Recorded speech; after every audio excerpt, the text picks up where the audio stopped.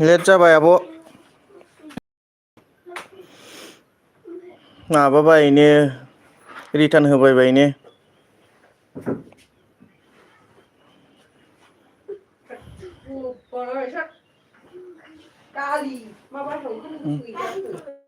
Thank you आब' बिराद late जाबाय होजोबनो हाबावाखिसै एथ' बुरजा मानसिनो रिटार्न हरनांगौबो गोरलै नङा खर' गाज्रि जालायनांगौ जायो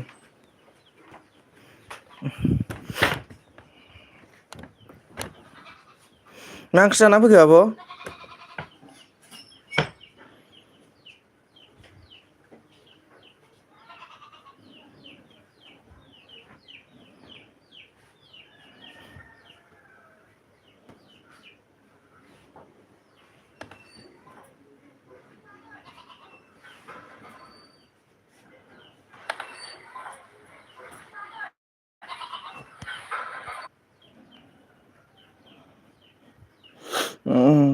मा ओंख्रि जानानै फैखो लाइक हरदो दे जा लेट जाबाय नै आंहा टेलेग्राम ग्रुपआवहाय एथ' बुरजा भिडिअ नायनानै हरनाय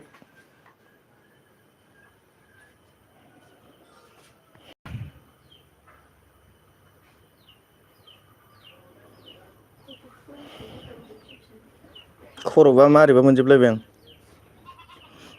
एमडि इउटुबार like that thank you so much मेरे लाइक स्ट्रीम में आने के लिए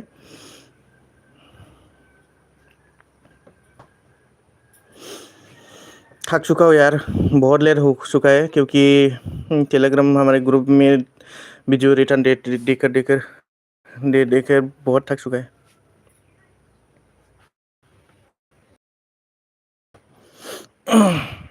अभी कैसा क्या कर रहा है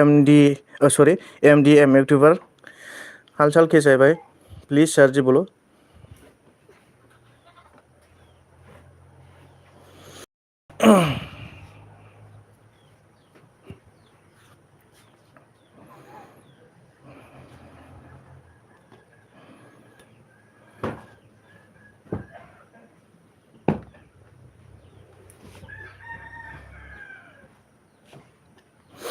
मा ओंख्रि जाखांना फैखो आब'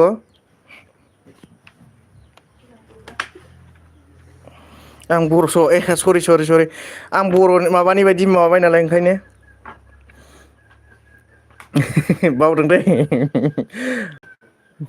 आं माबा जोंनि ग्रुपनिसो नंदों आङो ओंखायनो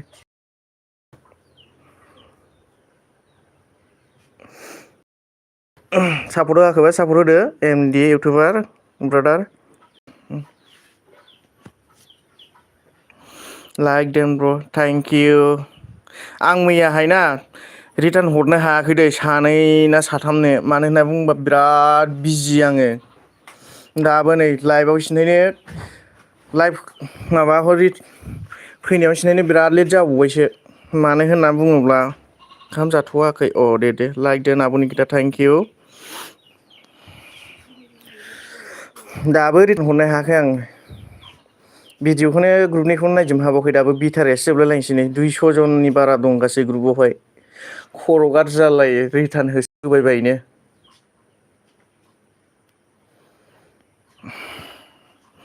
नों लाइभ होनायाव नागिरना मा होनो आब' यारा नों लाइभ होयैआव नागिरनायसै आं दालिग्रा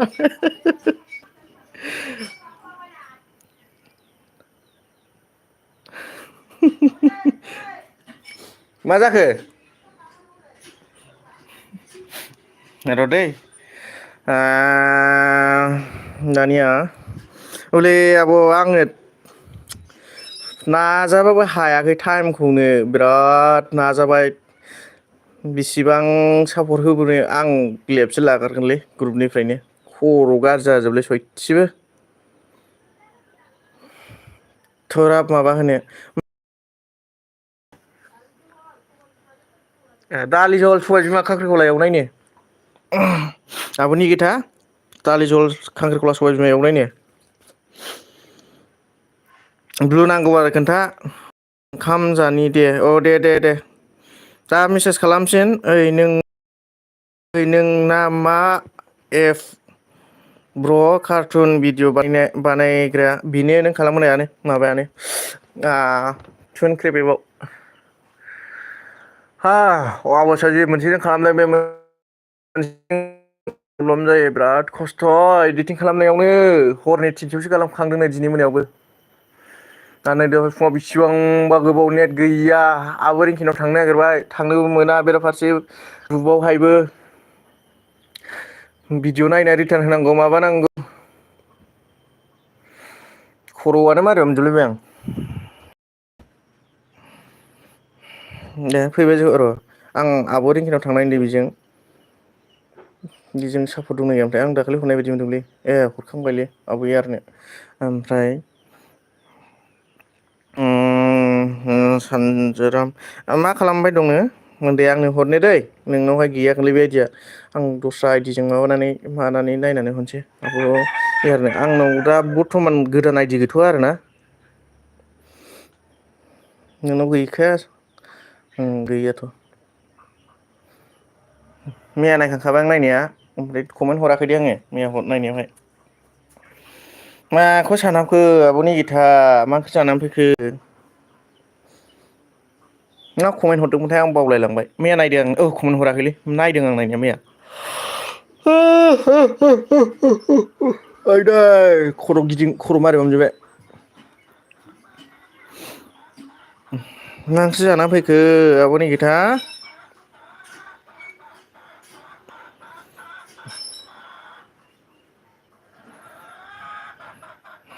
मा खालामनांलाय मा खालामदों नोंलाय मा खालामदों नोंलाय जागौमोनदां बिदिनो जागोन माबा ओरैनो दं नै दा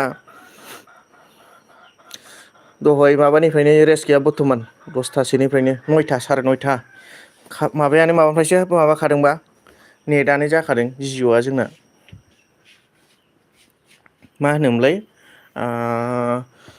साराय 9थानि एसे सिगांनिफ्रायसो जाखादों एयारटेल सिम बरनलाबायबाय रिसार्ज सोबलाबाय एयारटेलाबो जाया टावारानो ओरैनो बेखार रिसार्ज मा होनो बे ब्र आं ओंखाम जाखांग्रोनि औ दे जों नोंहा जाग्रोना ला थेवब्लाबो आं फैबाय जेखुनु सापर्ट लादो सापर्ट हरनोसै आङो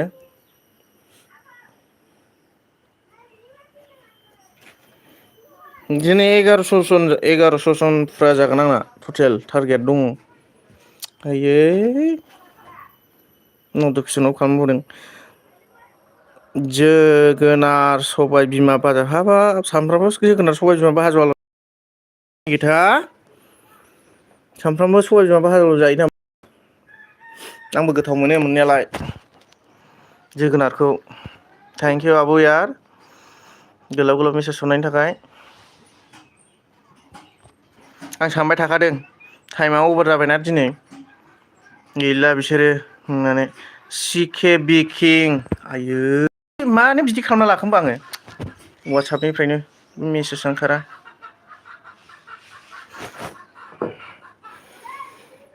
लेट फैनांनायनि थाखायनो लाइक होआखैबा लाइक होदो दे सिकि बिकिं मैया आंनि ब्लुखौ लाना खारदों माथो नोंबो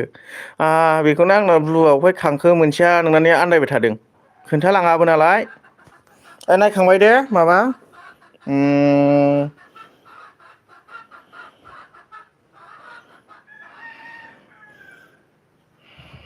थाङोबा खोन्थालांदे सिकिबि अननानै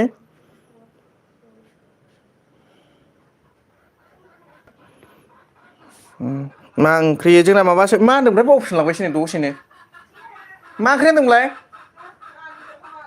दालि जहल ओमफ्राय फैबायलै मोजां सोंबावो माबा माबिसो होनहरो दालि जहलनो ओमफ्राय सबाय बिमा मा होनखोथाय बावलायलांबाय मैया चार्ज अफ जादों दे जेबो नङा आं ओरैसो होनदों जेखुनु थांबा खोन्थालां आरोना हरबाय आङो माबानो सानाराम माबानो ओमफ्राय जेखुनु जाया दंना गैया बे दा दङब्ला आं मोनसे खोथासो बुंहरनो नागिरदोंमोन बेखौ होयोबा मोनसे रोखोमनिखौ होबाय थानांगौ दे दङब्ला खोनादोंबा मानो होनना बुंबा आलदा आलदा कन्टेन्ट होबाय थायोबा एसे प्रब्लेम जायो आरोखि ना नायग्राफोरा सुबिदा मोननो नागिरा सिके बेसिकखौ आं हरबाय बेनो रागाबो नेयोथा नोंसोरखौ दस्रा आइडिजों दं गैया बेखौ नागिरनानै चेक खालामना हरगोन आङो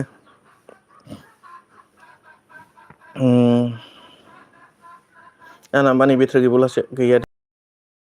9 दिन जाबाय 5 मिनिट 6 सेकेन्ड भिडिअ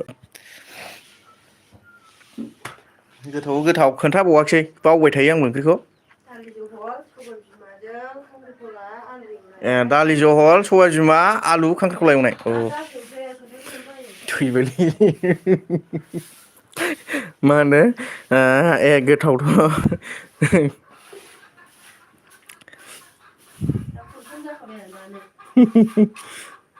लाबोदोब्रा दै गिलाससे गोथाव लोंसै खर' मारिबा मोनबाय थान्दा मोनदोंसै Sandeep NKD hello Sarji help के लिए कुछ भी नहीं चाहिए क्या सरजी संदीप NKD सरजी क्या हेल्प कर सकते हो सरजी बोलो आप क्या हेल्प चाहिए मेरे को भी इतना नॉलेज नहीं है यूट्यूब के बारे में क्योंकि मैं भी नया हूँ नया ना शायद 1.5 महीना हो गया मेरे को भी इसलिए मेरे को भी ज़्यादा नॉलेज नहीं है यूट्यूब के बारे में ऑन सर ओके थैंक यू मैं एक एक एक बंदा को अभी मैं सपोर्ट दे रहा हूँ तो अभी थोड़ी देर रुकिए सर जी प्लीज़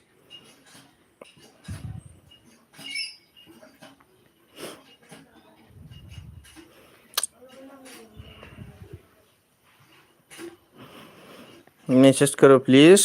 मैसेज हाँ ओके सर की क्या कर रहे हैं अभी संदीप NKD सर जी खाना खा लिया है कि नहीं सर जी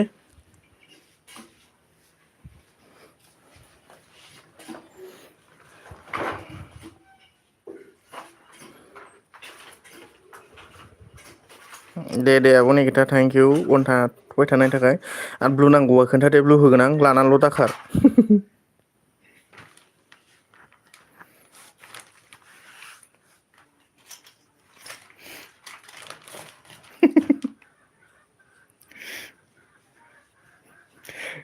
ब्लु लाना खारबाथाय मोनसे खम जायो आंहा ओरैनो दै लाबोनदों अननानै होनबासो नांस'नाय जाखोब्रा ओंखामबो उखैबाय एसके बेखिङा मिनिबायलै आंखौ माखौ मिनिखोब्रा मालायनि फट'खौ होनाङा दे एसकेबि मालायनि माबाखौ माबा दाहो हनै बेयाव प्रब्लेम जागोन उनावहाय आब' रियामोननि फट'खौसो होनानै माबादों नों बेसर बिबार निउ खबर सं ना प्रब्लेम जानाय नङा आंबो बांद्राय मिथिला बिदिखौ जेखुनु मालायनि कन्टेन्टखौनो आपल'ड होनांखा आरो सरजी कहाँ है क्या सरजी कहाँ है क्या मैं समझा नहीं सरजी क्या बोल रहे हो कहाँ है क्या हाँ मैं जो आया है ना आप भी तो यूट्यूबर है छोटा मोटा हम भी तो छोटा मोटा यूट्यूबर है इसलिए तो एक दूसरे को सपोर्ट करना चाहिए इसलिए तो मैं आपको भी सपोर्ट सर जी बोल रहे सर जी बोलने में कोई शर्म आना नहीं चाहिए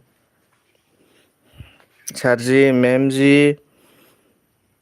इस तरह क्योंकि हमारे ग्रुप में सर जी ने सिखाया है इसलिए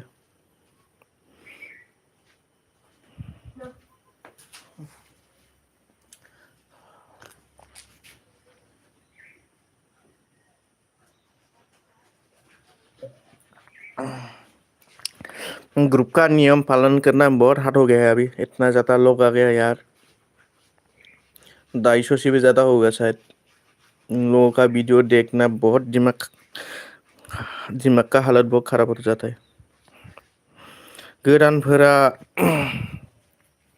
गोदानफोरा लोगो जा आंजों गोदानफ्रा लोगो जानो एस सन्दीप NKD एस सरजीप जो सी है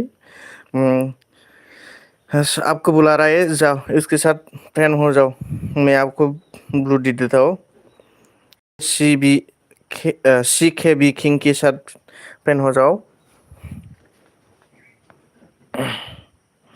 फुल वॉच करके फ्रेंड हो जाओ सिके बिकिं हनै नोंखौ बुंहरदों आङो आब' सिडिसो नामा आं बावलायलांबायलै लोगो जानो हनै लोगो जाहैदो फ्रेंड होने के लिए बोल रहा है सीखे बिकिं जाबाय दे नै हरबाय फुल भिउ नायनानै खालामहरबाय आङो लाइकबो होबाय ओमफ्राय आङो माबाल' होनसै कमेन्टआवहाय नाइसल' लिरना हरसै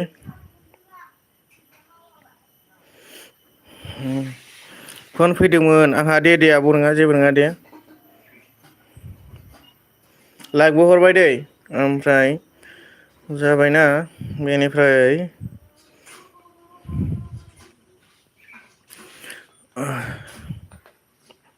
हरखांबाय आङो आब' यारनाथ' बे आइडिजों हरखांखाबाय आङो आब'नि गिथा थांखोना माखो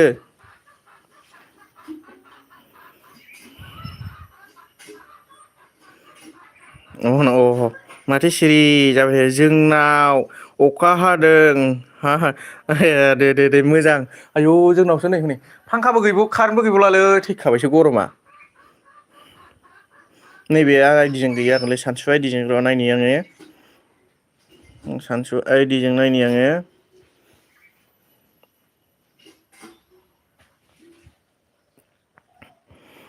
सोर सोरनाव दङ सोर सोरनाव गैया आं नायनि आब' यारनाव दंना गैयाथाय आं मैया हरनाय बायदि मोनथारदों बेजों र'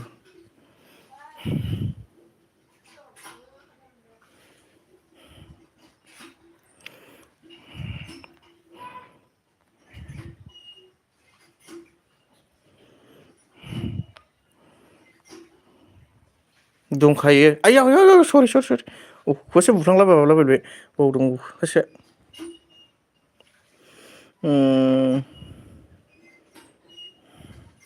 दंखायो माथो सानसु आइदिजों मैया खालामदोंदां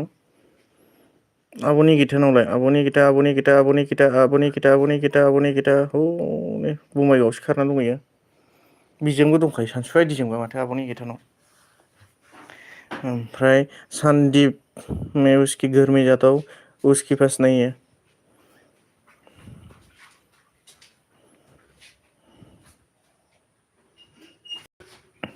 गोलोमफ्रुजोबबाय होनो थिक अखाखौ हानो थिन अखाखौ ओमफ्राय गरम जाथारखाबाय यार औ नंगौ गरम जाथारखाबाय नै गैला नै आंहा बिदै गजोबबाय फुगारना लाबोलै फुगारना लाबो hi KS video hi thank you so much मेरे लाइव स्ट्रीम में आने के लिए थैंक यू लाइक नहीं दिया तो लाइक दीजिएगा मैम लाइक होआखैबा लाइक होदो अननानै अयथासार गरम जोंनावथ' अयथासार गरम जोंनावथ' कारेन्ट गैलालै नै बिदै गजोबबाय संदीप एनकेटी मैं आपको सपोर्ट कर रहा हूँ अभी सिडिबि मा खबर आं सिनायबावाखै खबरखौनो बेखौ थाङोबा खोन्थालांदो आब' सिरि आंनि ब्लुखौ लाना दाखारखा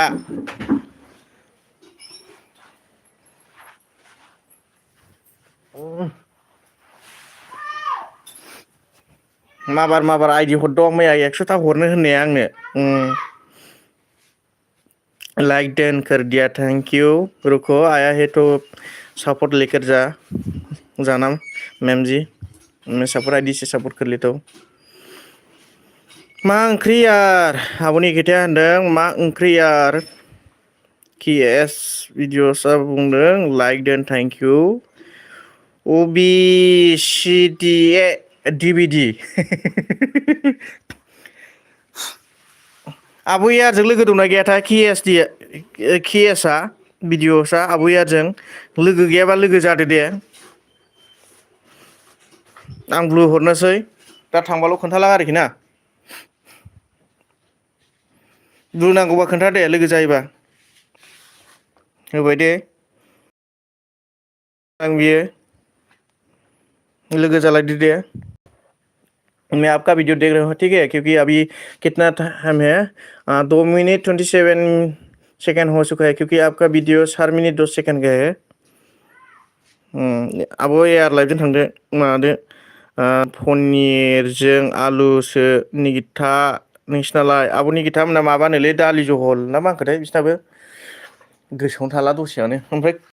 सयाबिन सबाय बिमा एवनाय होनो नामाथाय। आं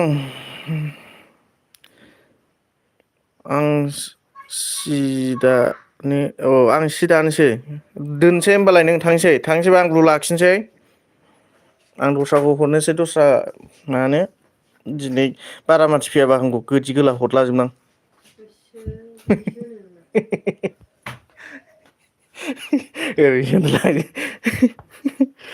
अके केएस आइदे माबा सौग्रावफैबायलै, फांखाबो गैया कारेन्टबो गैयाब्रा। नोंसो जोगोनार सबाय बिमा फुजा भाजासो यार सिदिया दहय दसेयावनो थांदों। होमबालाय आं माबानोसै, लाइभ हैनोसैलाय नोंदां मालाय। मैया बायदि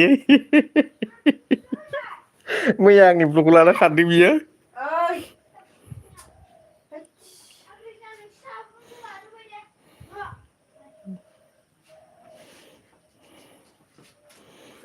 एन भी लिख कर दीजिए कमेंट में, ठीक है। सपोर्ट कर लिया है, तो अभी हो गया। उसके बाद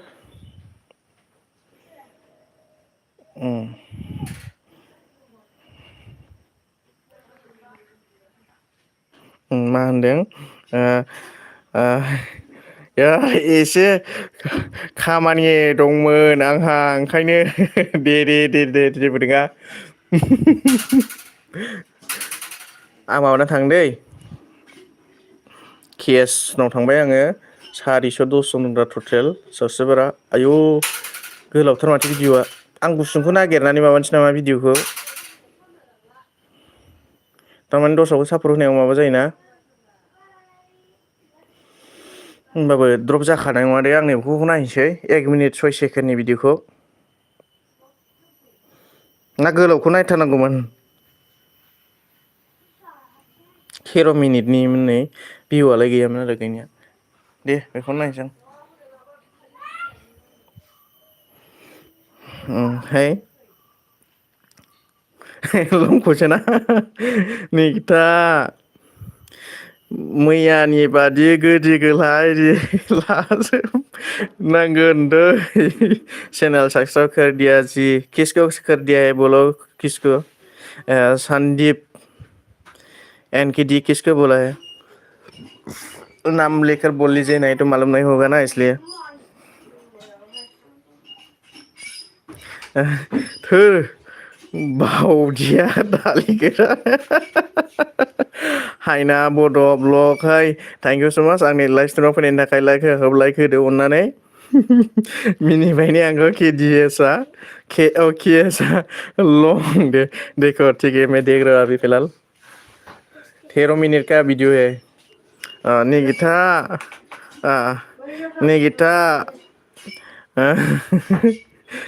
थांथारनाङा आइदि लानाङा। मोनबि दं,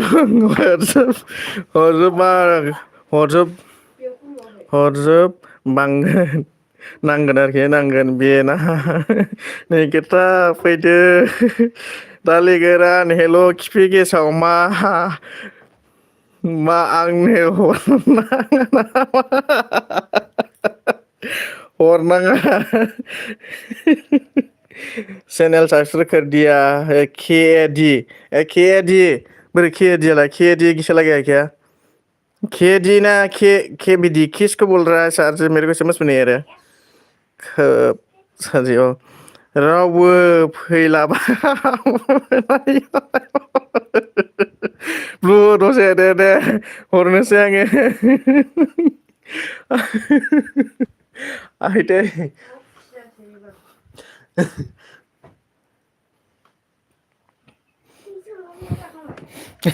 निकिता ब्लॉग खाना खा लिया सन संदीप में बाद में खोर दूंगा अब मैं खोर दूंगा बोला है संदीप एनकेडि दोरोदा बिखुंगुरालाय खारखुमालांलायबाय नामा बेलाय आंहा सोलाबथाराखै दिनैहाय दा मोनायाव माबायदि जागोनलायथाय लेबसो लानोसिगोनलां ग्रुपनिफ्रायनो आं बिराद हांसो हांसो मोनग्रा जाथारबाय खामानिखौ मोनला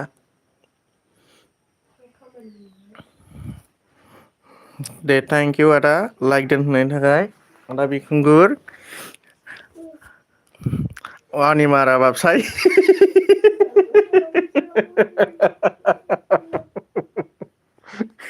जंखायोसोलै आदा बिखुंगुर दुखु दामोन आं जंखायोसो नोंखौ हरबाय ना र' हराखै नै बेनानो भिडिअ गोलावथार नै 13 मिनिट 6 सेकेन्ड दाबो 3 मिनिटल' थांदों बिखुंगुर बहा गायो खारबाय नै ओमफ्राय हा के एस ओइ आदा खि करियासे नाइस नाइस थेंक इउ गोलाव गोलाव कमेन्ट हरनायनि थाखाय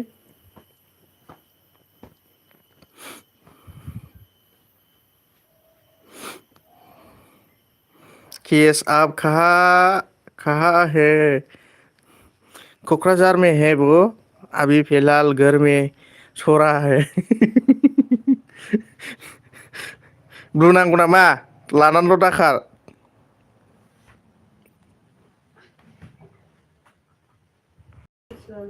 रेन्ट लानानैल' खारनो मिन्थिथारगौ बोरै सासेयालाय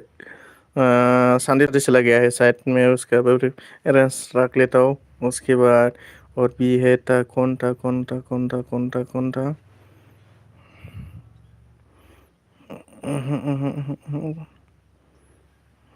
और भी था कौन था यार ढूंढने में मुश्किल हो जाता है बोल के भी जाता है नहीं यार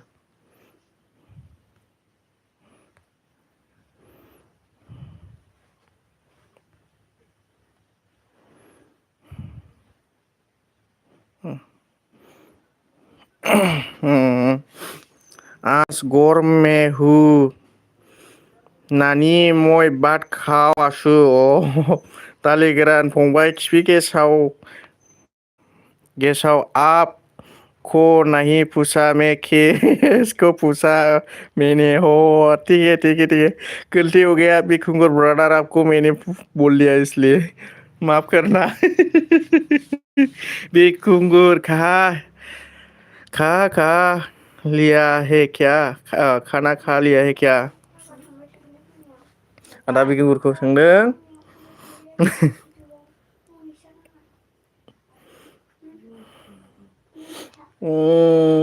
5 मिनिटल' थांदों नों दाबो गोलावथार केबि किं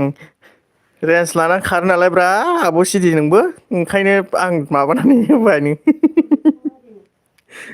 कल लेखर मारिनो लाना खारबाय थायो नों आंनि रेन्जखौ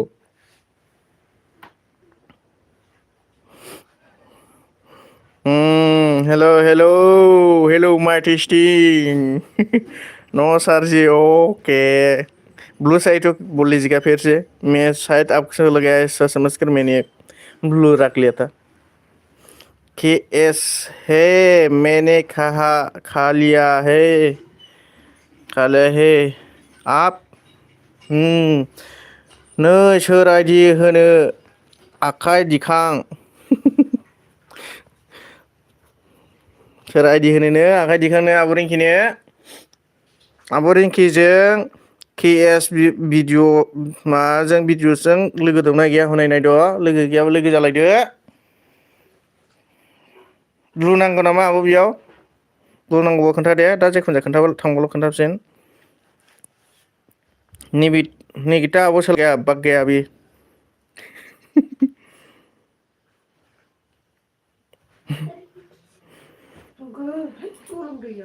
दे होबाय दे मेरा पास आईडी नहीं है खा सर जी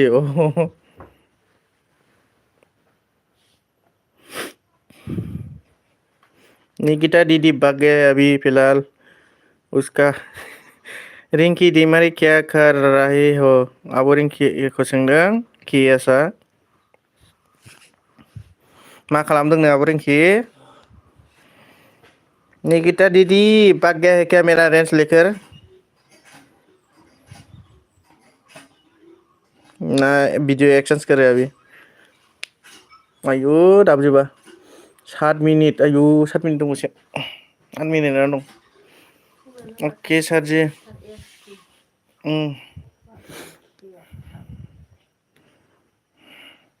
केएस आप बोरल कार्टून को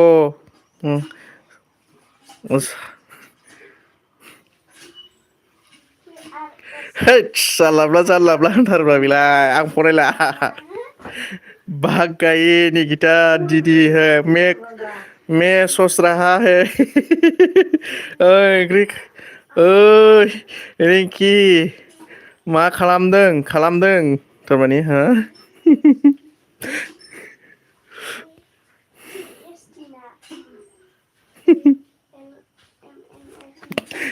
मिनिबाय नै दाना निकिता दीदी भाग गए है मैं उसका ब्लू रख लेता हूँ मेरा रेंज लेकर भाग गए कॉल बनाने के लिए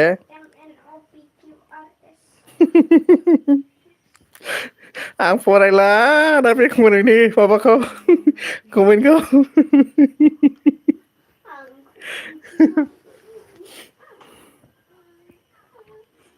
हाँ बिकुंगर पागल हो गए इसलिए ऐसा बोल रहा है सिदी खिफि दालिगोरा नंगौना दे सरि आंलाय आंनि रेन्ज लानानै सिखारबाय नोंदों आब'नि गिदा सिकेबिफोर वाट्सआप दोन खालामबाय आंनिखौबो फुल नायना खालामदो दे आब' सिरि खालामना हरदो हनै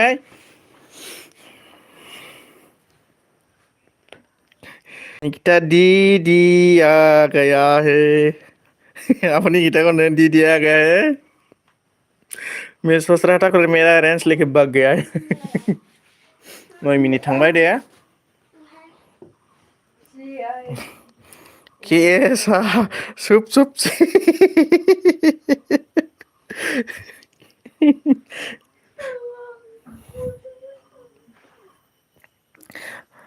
आं थाङाखै दालिगोरा आब'नि गिटार दालिगोरा खिफि सावा होनदो क्या केस बिरानो आदा बेंगुरखौ क्या होनदों नोंनि थाखाय आंनि जोनोम आंनि थाखाय नोंनि जोनोम मा होनखो र' आं थारमाने फरायजोब मा नैबेयाव माबायोलै नोंनि थाखाय आंनि जोनोम आंनि थाखाय नोंनि जोनोम बे संसाराव लागाव बङाइगाव दालिग्रा एक्सपिकेसाव आंखौ रायदों रायाखै आब'नि गिथा नोंखौ मोजांसो मोनदों मानो रायनांगौ नोंखौलाय आंनि रेन्ज लाना खारनायखौलाय नोंनि थाखाय आंनि जोनोम आंनि थाखाय नोंनि जोनोम बे संसाराव मैसोआनो खालामजोब्बाय नों मोसाफ्रानो खाथिफ्राव खोनानानै सिडिकेनि इथा आं दा फुल वाच भिडिअ नायना रिटार्न खालामगोन हेल' माइ टेस्टिं होनदों आब' रिंकिया थेंक इउ भेरि नाइस सं जाखाबाय बियागै जाखांबाय नामा नों आदा बिखुंबो कमेन्ट हरनोसै दै नाइस लिरना हरनोसै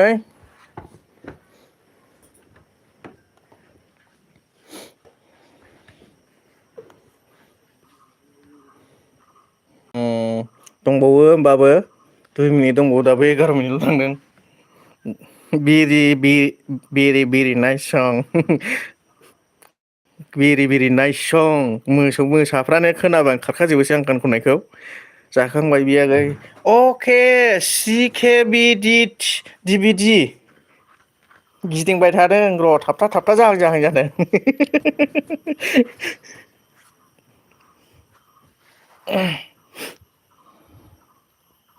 मिनिबाय दाना आं गान खननायखौ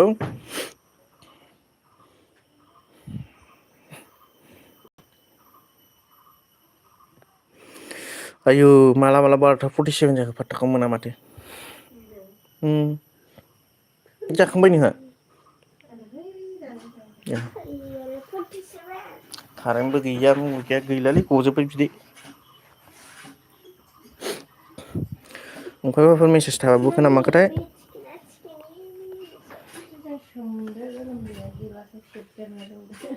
होम?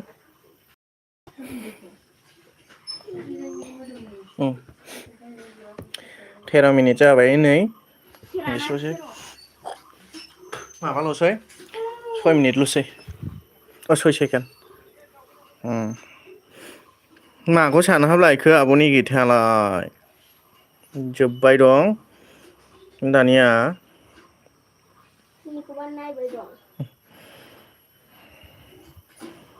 बे आइदि माबानाव दंखाहैगोनलै आदा बिखुंगुर आदा बिखुंगुरा खारखुमा लांलायबायसिगोनलै। दंखायो बेजों ओमफ्राय र' आं गुबुन आइदिजों फैनि। ए कार्टुन बि कार्टुन सि आब' यार मैया मासिम थाङामोनलाय कार्टुना? मैया माजों थाङामोनलाय बि ना सि मोनथाय ना दि मोनथाय? खोन्थाहरलाय अननानै मा ओंख्रि बिखुंगुर आगै? गैला खारबाय बियो। गैया मेरा रेन्ज लेकर चला गया। बि ना सि मोनथाय आं बावबायलै।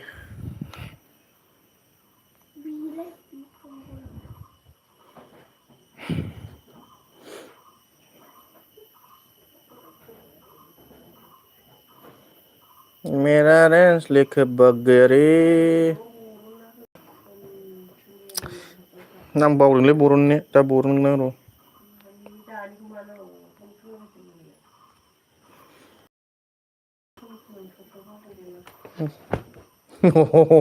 हे आबिबि हे मैं देख चुका बीट ब्रदर दालि ओंख्रि आब'नि गिथा आलु मटर भाजी आ गया फिर से आ गया बोरो आब'नि गिथा आब'नि गिथानावबो दंखायो औ दंखायोलै नै आब'नि गिथा नोंनो बांसिन हरखाबाय आङो बेजों दंखायो बे आइदिजों ओमफ्राय आदा बिखुंगुरनावबो दंखाहैगोन बे आइदिजों दंखाबावोसोनो बेबो ओमफ्राय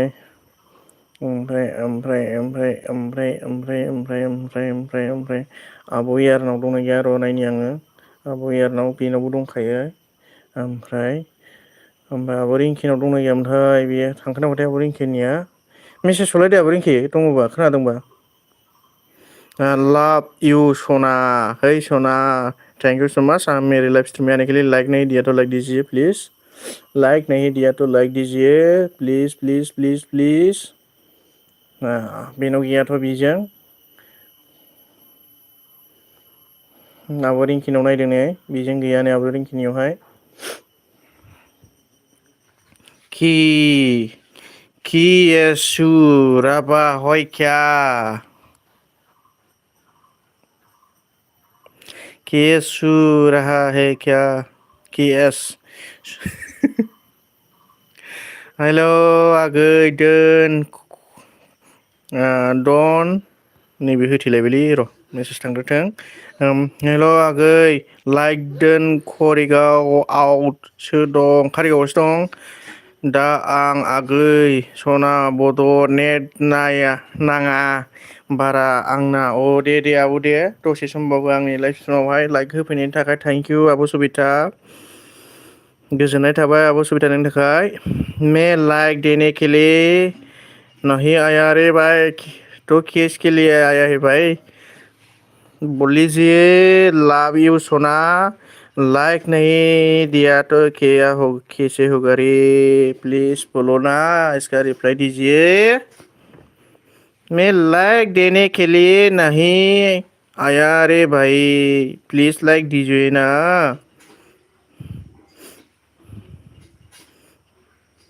लाइक नहीं दिखा तो क्या होगा कैसे होगा रे यार आं जि दिखांदों दे दिखांदोंमोन दे जेबो नङा दे माबा नागिरनानै माबाखाबाय आब' मिनिबाय नै अखा हाबाय खरिसे अखा हाबाय खरिसे ना जोंनावबो नै एसे थेवब्लाबो गरमथारलै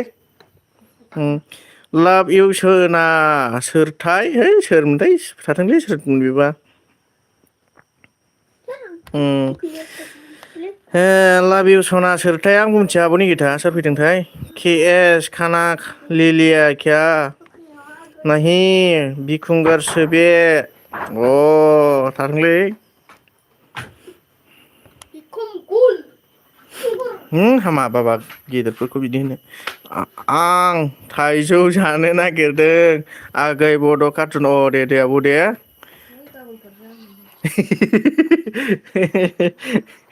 मैं नहीं दूंगा लाइक आपको मैं सोचा है आपसे मैं नहीं दूंगा लाइक आपको मैं सोचा है आपसे क्यों ऐसा सोच रहा है भाई बियागै सना मा ओंख्रि जाखो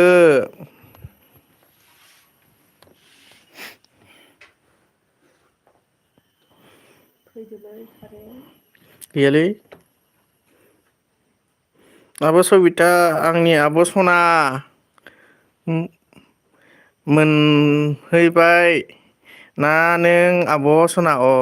सहैबाय ने सहैबाय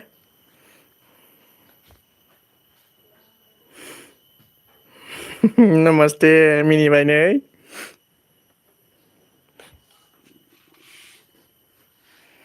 थाइजौ गोमोन सिरिदों थांलाय थां ओंखाम जानो बाबु बाबु थाइजौ गोमोन सिरिदों नायलाय थाइजौ गोमोन सिरिदों नायलाय आब'नि गिथामोन थिया सोरबा आब'नि गिथामोन थिया सोरबा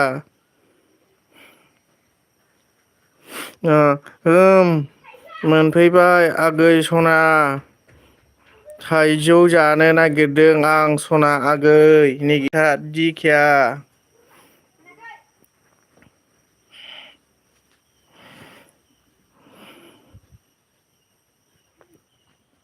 आब' रिंकिनि माबा नायगासिनो दं नै आङो 4 मिनिट थांबाय 3 मिनिटल'सै यार अखाया जोंनाबो थर मा होनदों थिनहर दे आब' सबिता दालि आरो आलु मटर भाजिमोन वाव बुंबाय नै केएसआ माबानि खोन्थानायखौ आदा बिरखुंगुरनि खोन्थानायखौ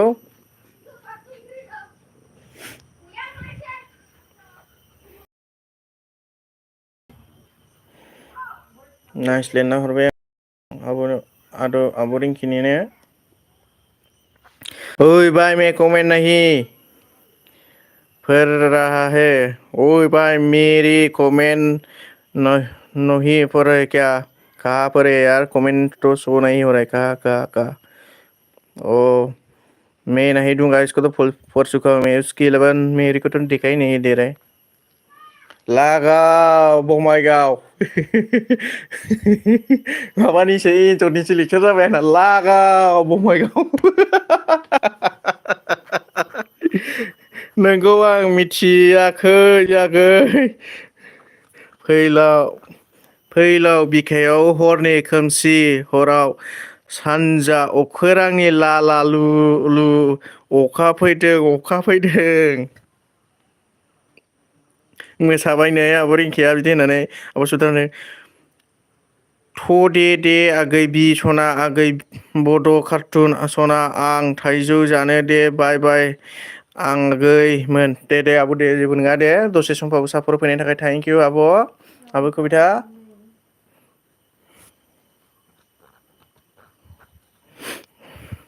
क्या लगाओ रे भाई लगाओ बङाइगाव दालिगिरि खिफि गेसाव रियल आईडी आजा STI रियल आईडी आजा STK आईडी में क्या दम नहीं है उसको इसलिए फेक आईडी से आ रहा है सपोर्ट आईडी से दम नहीं है रियल आईडी से आने के लिए आब' सबिता बाय दे बाय होनहरबाय आब' सबिताखौ आंहा अखायाव मोनसेनि एक्ट्रि मा होनदों आंहा अखायाव मोसानि र' एक्ट्रिस बादि देलायना मिनि आफैयो आरो बिदि होननानै नायखांबाय दे आब' नै कमेन्टबो हरबाय आङो सापर्ट होबाय साबसक्राइब खालामबाय होबाय बै मोनसेयाव एयाराव दंखायो दे बिजों हा आदा बिखोमगोरनाव दंखायोलै बिजों दे आदा बिखोमगोर दुखुनि मोदै दासुर बे आइदिजों दंखायो दाना आङो के एस बि आव थांसै आब'नि गिथानावबो दंखायो बे माबाया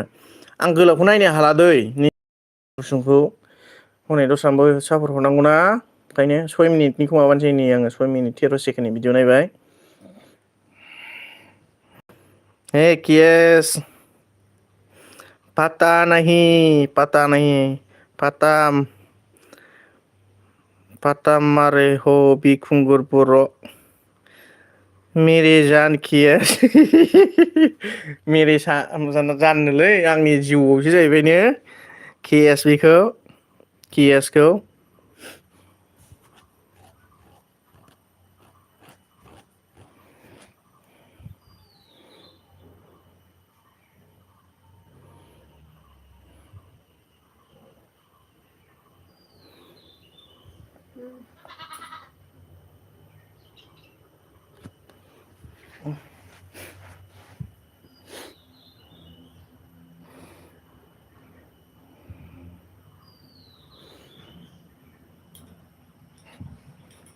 माजों नायामोन आंलाय मारै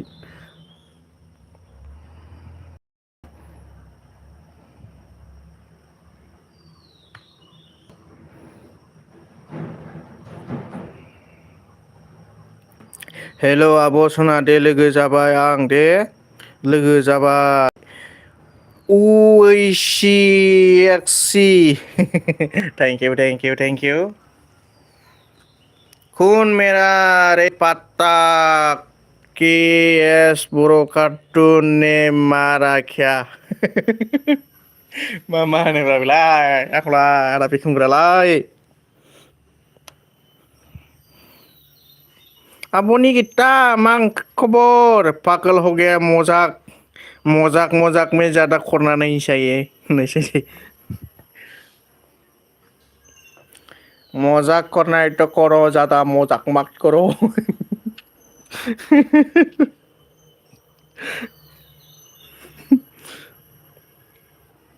प्लीज कमेंट यार 8 लोग हैं लेकिन कमेंट भी नहीं कर रहे कमेंट करो यार कमेंट करो प्लीज प्लीज प्लीज प्लीज इस भाई को कमेंट करो थोड़ा सपोर्ट तो करो प्लीज दिनै मा जाखो सापर्ट हरनो हायाखिसै दंखाजोबसै नालाय आइडियाव नागिरनानैसो हरनांसिगोन आं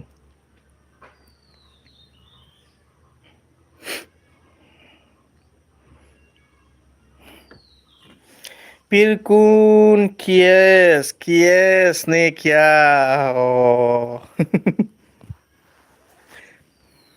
किएस ओहो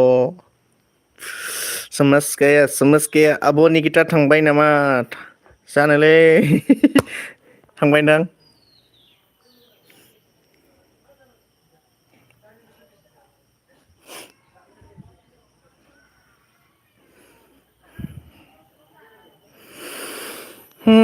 मिनिबायनो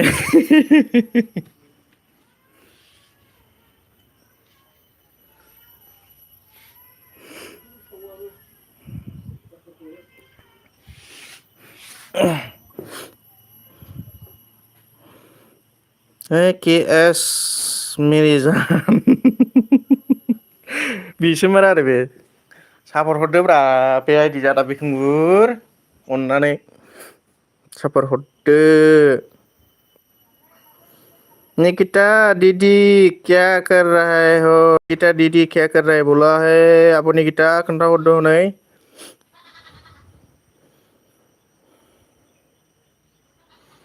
बाव कमेंट कर दिया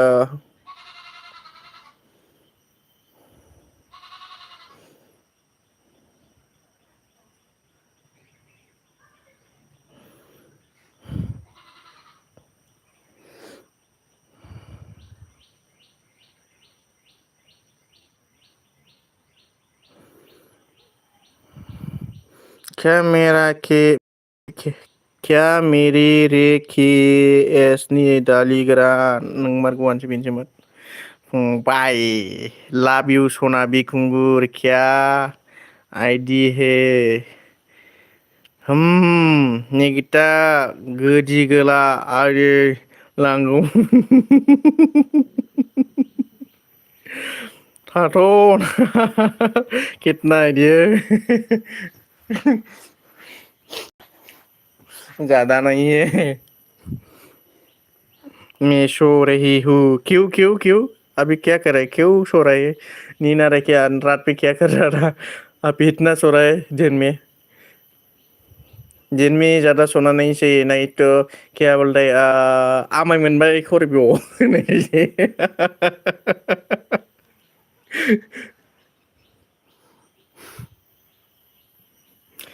वन के आईडी है मेरे पास वाओ बी ब्रदर आपके पास वन के आईडी है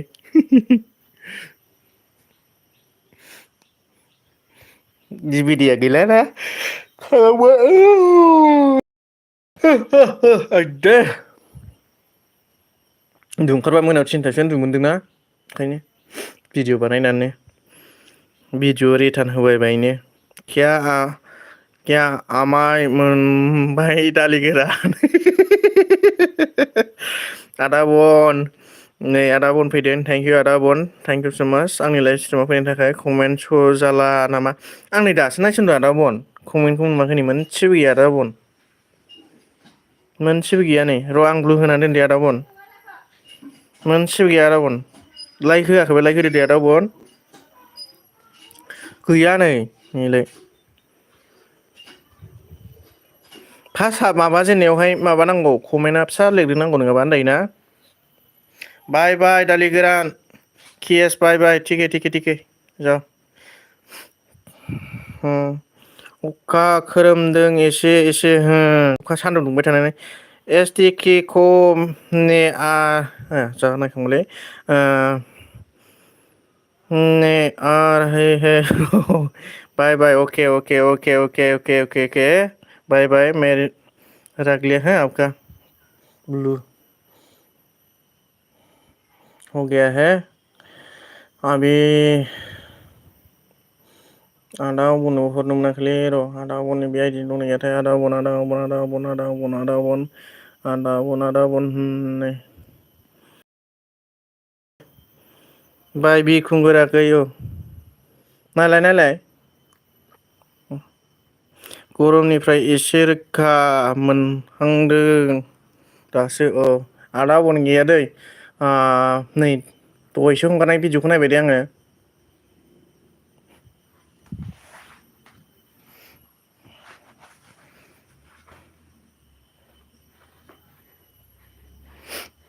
47 जाबाय ना गासै टटेल साबस्क्राइबाराबो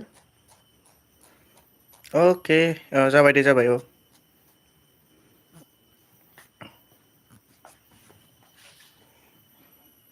मा जा रही हु थांसै नै खामानि दंना बेहाबो डिउटि गोनां मानसि बेखौबो लाखिनो हाबाय थान्दा कुल मस थान्दा कुल मस होनदों नै आबैयारा ठंडा कुल मुस ठंडा कुल मुस एसटीके हाँ बोलो माम जी क्या बोलना चाहते हैं क्या सब्जी कहता बोलो प्लीज रिप्लाई मी नहीं मा ओंख्रि जाना फैखो खाना खाती हूँ अब भी जाइए ठीक है तो ब्लू रखता हूँ क्या आपका मैम जी बोलो इसका रिप्लाई दीजिएगा ब्लू रखना है कि नहीं खाना खाती हूँ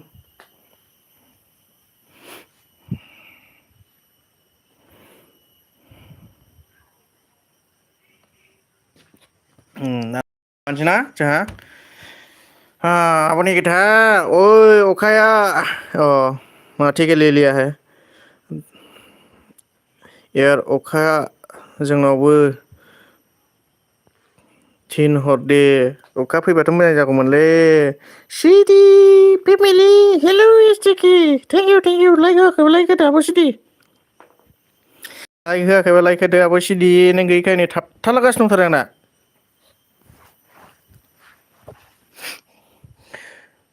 कमेन्ट हरनि आंनो मैयानि रायजों खामानि मावनायमोन ना बियो मैया रायजों खामानि मावदों होनना खोन्थाहरखादों आदाया अबुना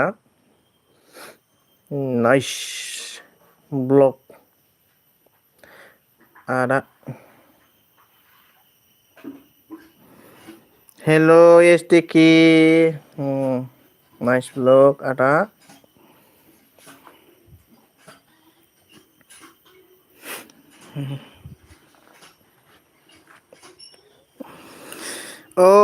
आब'नि गिथा थेंक इउ आब'नि गिथा दिनै अन मा होनदों आदा बुना 50 जाबायमोन मोनथाम खमायलायबाय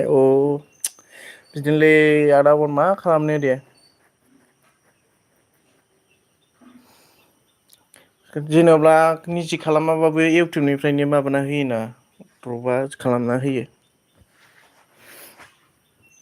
नै जारौ सेफालि फैदों आब' बिनो हेल' आगै लाइक देन थेंक इउ आब' सेफालि हाय थेंक इउ सेफालि लाइक होआखैबा लाइक होदो दे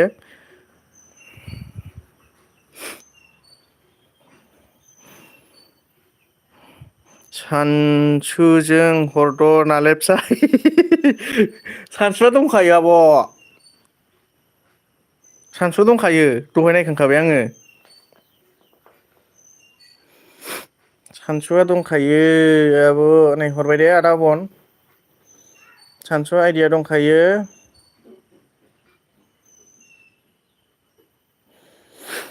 सानसु होबाय मा ओंख्रि जाना फैखो जारौ आंना सार्स गैया गन हिनबो फुङावनो आंना अफसो दे आब' दे चार्ज गैयिखौलाय माथो खालामनो कारेन्टआबो एखमबा थायो एखमबा थाया नै आंहा रेसानो गैया भिडिअ नायबायबायनो रेसानो गैया दे होबाय थेंक इउ आब' सिरि लाइक होनायनि थाखाय आं नै दाना आब'नि गिथा मोनसे मोनथ्राखै दाबो र' सि थांबायना दिजों नायनांगौ दि कार्टुनजों जोंना दालि पथल भाजासो गुमै गोथाव दे गोथाव हायना बर' ब्लग दंना दहायनो फैदोंमोन आंलाय थांबासिनो बेखौनो नैबिजों हरजागोन बेयो निगिथा आब'नि गिथा बिगासिनो दङ र' बेजों दंना गैया दि कार्टुनजों आब'नि गिथा बोरै आब'नि गिथा दंखायोलै नै आब'नि गिथा दि कार्टुनाबो नोंनावहाय बोरो आब' इयारा होननाय बेनाव दंना गैयाथाय बेनाबो दंखायो नै दि कार्टुनाबो ओमफ्राय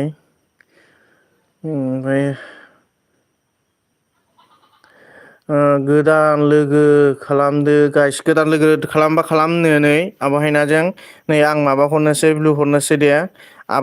आब' पिंकि दंना गैया लोगो नोंहा ओमफ्राय माबा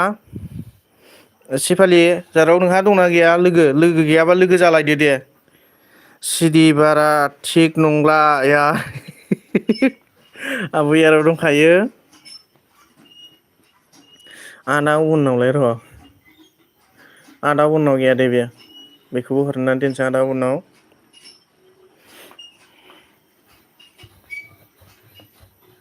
थाथ' र' थांनोसै ना मारै ब्लु लाखिनोबा लाखिनोसैखा आब'नि गिथा आं दस्राजों हरनोसै नै मोनसेबो गैला नोंनो हरैया हरजोब्बाय गासिबो दंनाय मानि लोगो गैया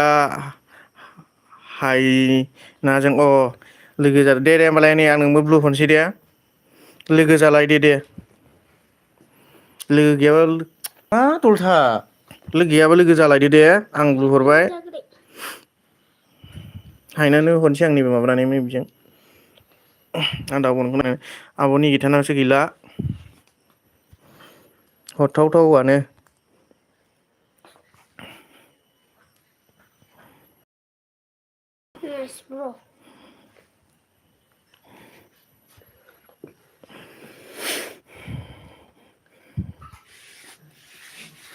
थेंक इउ आब' यार गोलाव कमेन्ट हरनायनि थाखायनो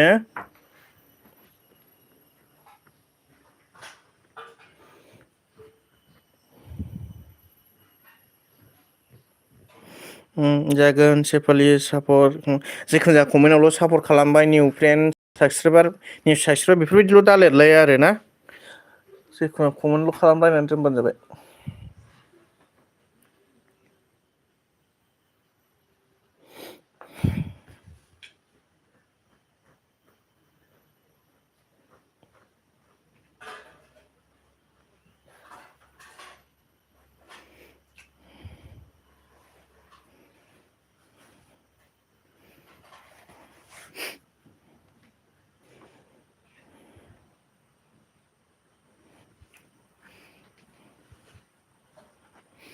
माबा लिरनाया आदा अबन माने बिदि एथ' गोजानावहाय माबा हैनांगौ जाखो मोनसेल' माबा नांगौ मोनसे बाद खालामदो ओमफ्राय लावथि बायदि गन मोनसे होदो ओमफ्राय मोनसे बारदो ओमफ्राय लिरनांगौ लिरफिनदो बिदि लिरनाङा गोजानद्राय दोनदों गावहा मा होनदों लोगो खालामबाय हायना आंनिखौबो खालामहैदो ओमफ्राय हेलौ औ हायना थांनि दे औ दे थांलाय लोगो जालायदो आंहाबो नै टाइम गैबावलासोलाय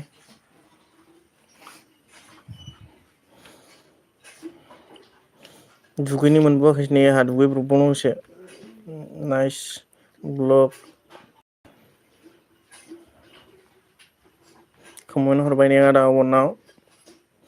फुल भिउस नायलाय फुल भिउ खालामलाय हनै द्रप जालायो हनै नङाबा मा होनदों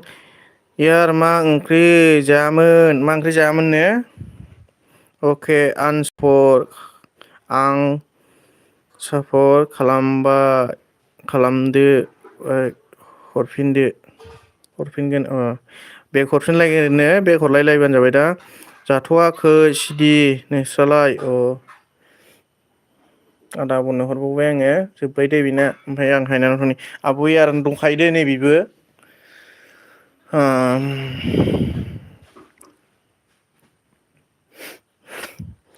आब' यारनाव दंखायो बेबो बेजोंबो दंखायो आं हायनानाव थांनि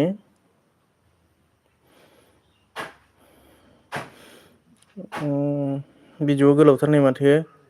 आं गुसुंखौ नायनानैसो हरनो हासिगोन दे टाइम गैला हनै दस्राखौबो साफर हरनांगौ ना 3 मिनिटखौ नायनानै हरनोसै आङो दुखु दामोन ब्लकल' दाजाथों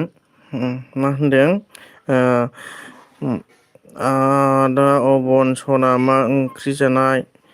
जाथ'वाखै सिरि नोंस्रालाय ओमफ्राय नोंना मोनसे आइडि दं सापर्ट हरदो दे आंनाव सोरखौ होनखोथाय आं बुजियाखिसै हायना ओंख्रिया आलु पनिरनो ओमफ्राय यार दाबो जाखायाखै बिराद अखा खोरोमदों गुमै मा ओंख्रिया जोंना दालि जहल ओमफ्राय मामोनथाय बावलायलांबायलै आलु सबाय बिमा ओमफ्राय खांख्रिखला एवनाय होनदों ना माखोथाय दा सोंबा दानो रायजालायगोन आरो दा सोंखासै आंनाव होननानै नोंबो रायदों आंखौ ओंख्रि सोंबाय थानायनि आंबो बावो नालाय ओंखायनो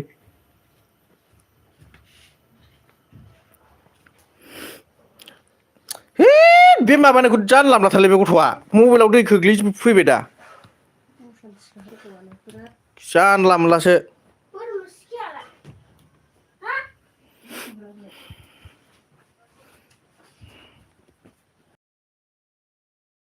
ओमफ्राय मा होनदों बे थाइजौआव लगायहैथां आं दोननोसै नै नैबेखौ साफर हरखांनानै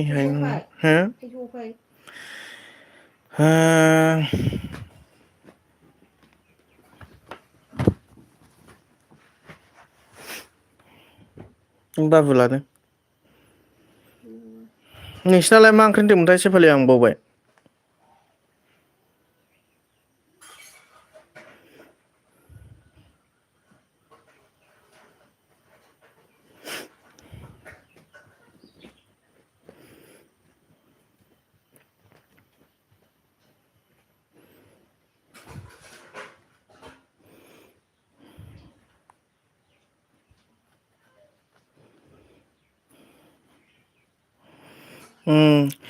ओइ जोंना दालि मैथा बांगाल सवाबिन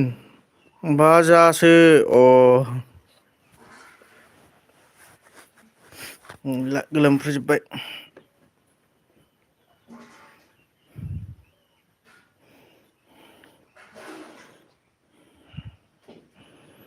गोथावथार।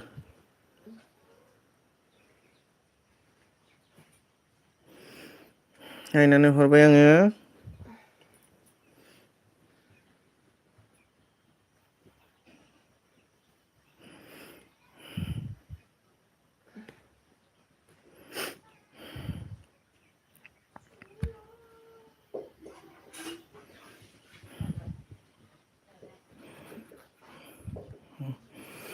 ओइ नंगौ नामा ओइ नंगौ नामा होनदों। हरबाय आं बेनोबो। ओमफ्राय दाना सेफालि फैदों सेफालिनोबो हरनोसै आं आब' रिंकिनोसो दाबो मोनसेबो हरनो हाया। कारेन्ट गैयालै लाइटआनो नै फोजोंहैनायलै। हरबाय एखे आंनोलाय नोंनो हरखांखाबाय ना दहाय र' दा हास्लाबा हरगोन आं सेफालि होननाय र' दा हरगोन र' 8 मिनिटनि मैयानि भिडिअ' आयौ हास्लाबगोन ना हास्लाबलाथाय माबानो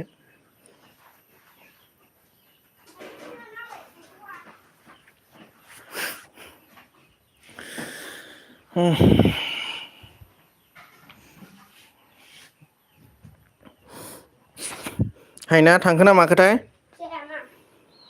खोन्थानानै थांबा आराम जागौमोन मानो होनोबा ब्लु लाखिनांगौना आंहाबो ओंखाम जानांगौ आंहा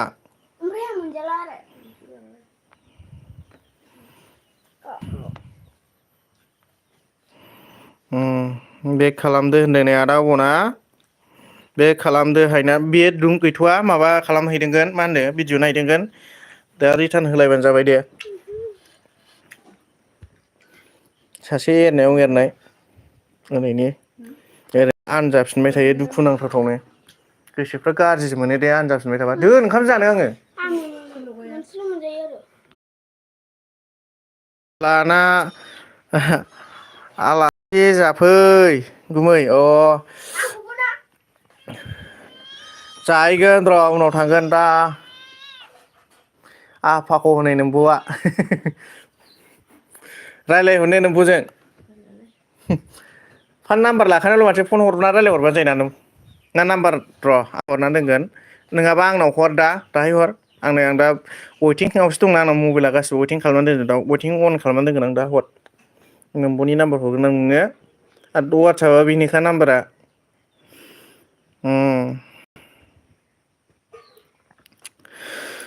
ओमफ्राय होनलै फंबाय नंगौना आदा दुखु मोनो आनजाफिननोबा गोसोआ बिराद दुखु मोनो दे जिखुनु आं दायो हरनो हायाबा दा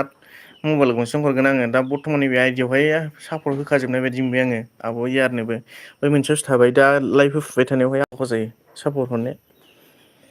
मबाइल गंसेयाव दङ दंनाया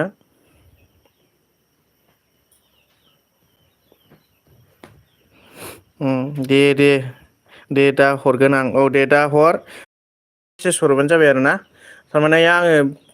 बेस्थ' जाबाय थानायावहाय बांद्राय जानला मोनला मानसिफोर फन हरलानानै बाखि थाखि खालामहरबाय थायोना ओंखायनो माबा कल द्राइभार्स खालामनानैसो दोनजोबो आङो फन हावैसो खालामना दोनजोबो बिराद उपद्रुब खालामो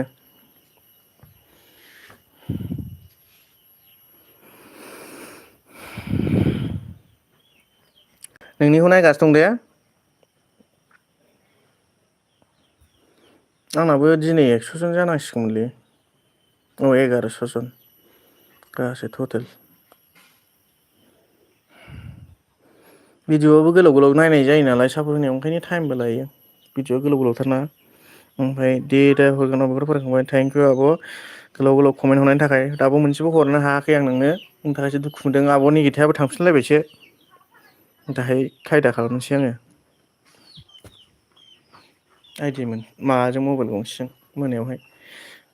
टाइमफोरखौ मोनगोन ना मोना सोलायथाय ग्रुपावनो गेलेबाल' बेस्थ' जानानै थाबाय थानाङो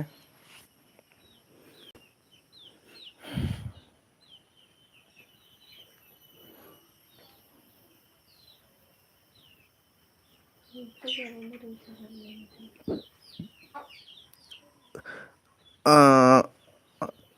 होनदोंथाय उनसाया आंजों फ्रेन्ड गैया नामा? ए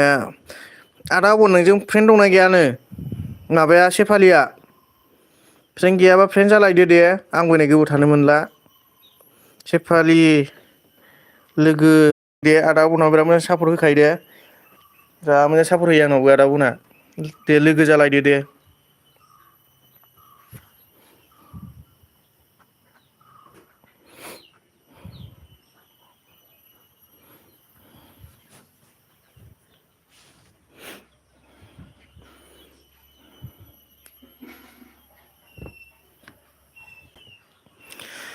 माला माला देथा जानो नागिरखो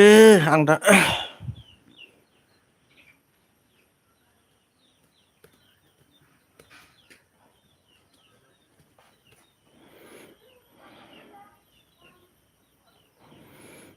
बेग हरफिनबाय दे सेफालि बेग हरफिनबायनो दा माबायाव थांदों बेयो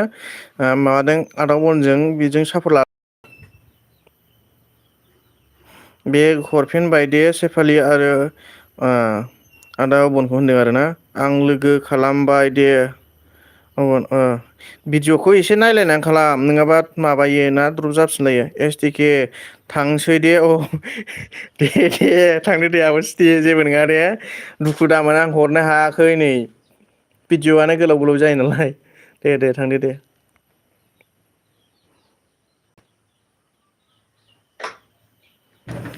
सिडि लोगो खालामदो बेग हरफिनगोन आब' सिडि दङबा नै लोगो जानोनो गैयाबा लोगो जादो दे हनै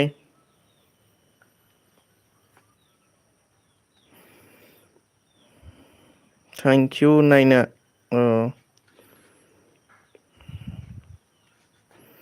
मानो सिडि यार लोगो खालामदो गैयाबा आब' यारजोंबो दंना गैयाथाय हनै लोगो जालायदो दे आब' यार दंना गैया हनै खोनाबाय आब' रिंकि साला दासो अके सेफालि खारना एक घन्टासो थायो जागोन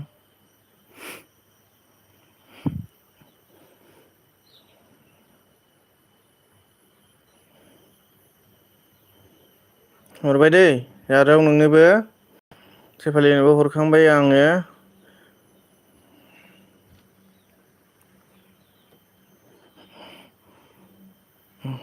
दंखायो खोमालै हायना नायनाय दे नायनाय र' आं दस्रा आइडि लानानै फैनायनि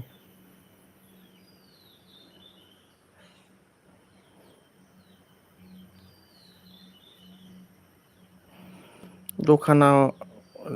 दंखायो हायना दंखायो ने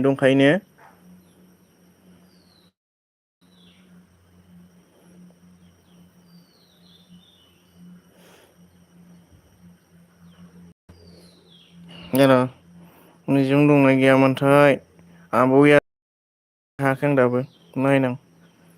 आब' यार नाय र' नायनो दै गैया दै आब' यार नैबे इ कारटुनजों गैया आब' यारनाव हरबाय आङो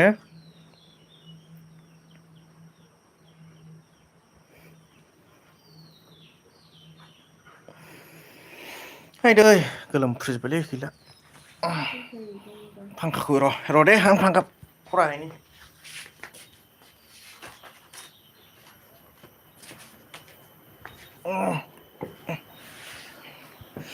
लोगो गैयाबा बिदिनो लोगो खालामलायबानो जाबाय गुमै नोंना वाच टाइमा बेसेबां थांखो गैया दाबो 200 ना बेसेबांबाल' आगोलाव 400नि बारा जाबाय मारै जाखो द्रप जाफिनजोबदों नोंनालाय बेसेबां जाखो सेफालि दाबो बेयो लाइभ होबाय थानायखायसो एसे बारायदों वाच टाइमा माखासे बुरजा माबा जानायानो एखमबा फन फैनाय माबा फैनाय बेयावबो एसे लस जाबाय आंहा वाच टाइमा दानफिननांबायना दा फन फैनायबाथाय गियो आङो एथ' खस्थ' खालामनानै नोङो बायसान्सनि जुदि उनावहाय मनेटाइस खालामनो हरनायावहाय माबा मा होनो प्रब्लेम जायोब्ला कपिराइट स्ट्राइक फैनानै ओंखायनो गिनानै आङो माबाखौ खालाम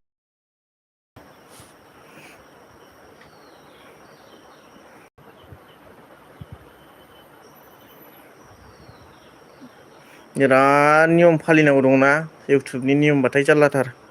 थेंक इउ आब' यार नैबे मोनसेल' हरनो हाबायलै आब' यार दुखु दामोन दे।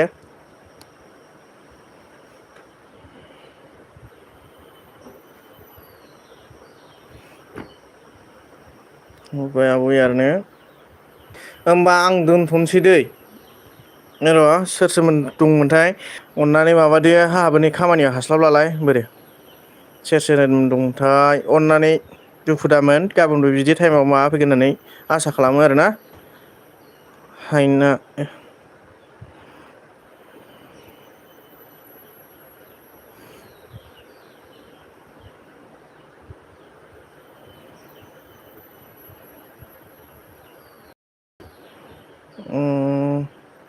आब' रिंकिनि आब' रिंकिनि आब' रिंकिनि आब' रिंकि आब' रिंकि आब' रिंकि बोरो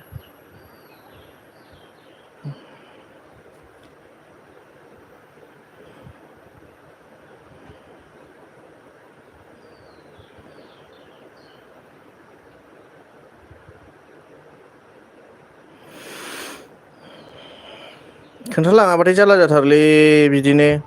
खोन्थालाङाना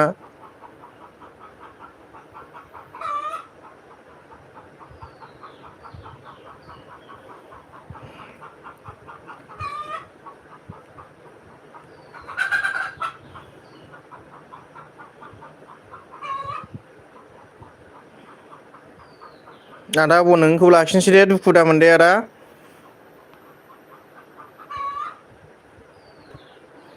सेफालि नोंखौ लाखिनाय जाबाय दे दाहाय फन हर दे जेखुनु माबा नाम्बारखौल' बिहर नोंब'निखौ वाट्सएपावहाय बांसिन माबायावसो थायो नालाय बिजियावसो मा वेटिंआवसो थायो नालाय आंना मबाइला माबा कलबाराव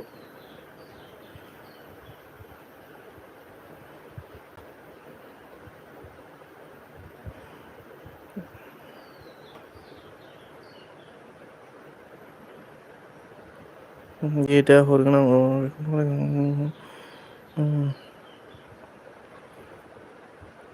जा गोलाव गोलाव कमेन्ट हरदों माथो आब'ना आं थालखौनो लाबावाखै थेंक इउ आदा अबन गोलाव गोलाव कमेन्ट हरनायनि थाखाय नोंबो आब' रिंकि थेंक इउ दे दाहाय आं नाजागोन आं बांद्रायबा ग्रुपनिफ्रायनो लेबसो लागोन दिनै हाला खर' आवलिजोबो जेबो नुला दे रिंकि दैमारिखौ होमबा आं बेखौ माबानोसै नामाथाय दोननायमोन ना मानो आब' ब्लुखौ ना बोखारनो खोन्थाहरलाय अननानै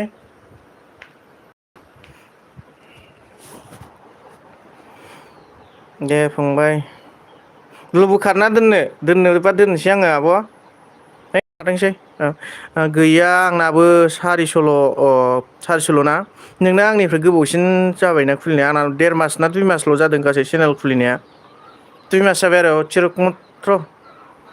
नोंना गोबाव जाबाय बिदि जागोन जिखुनु जाया लाइभ होनो हायोबालाय मोजां आरोखि लाइभ होयोबा वास टाइमा बिराद मोजां बारायो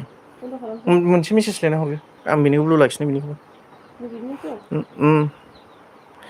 दे बोखार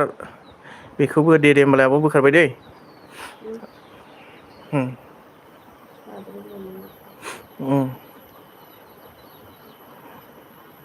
जेखुनु जाया गोबावसै जेखुनु जाया वास टाइमनि नियमा ओरैबायदिसो होनदोंगोन जेन'ब्ला बोसोरावहाय जेन'ब्ला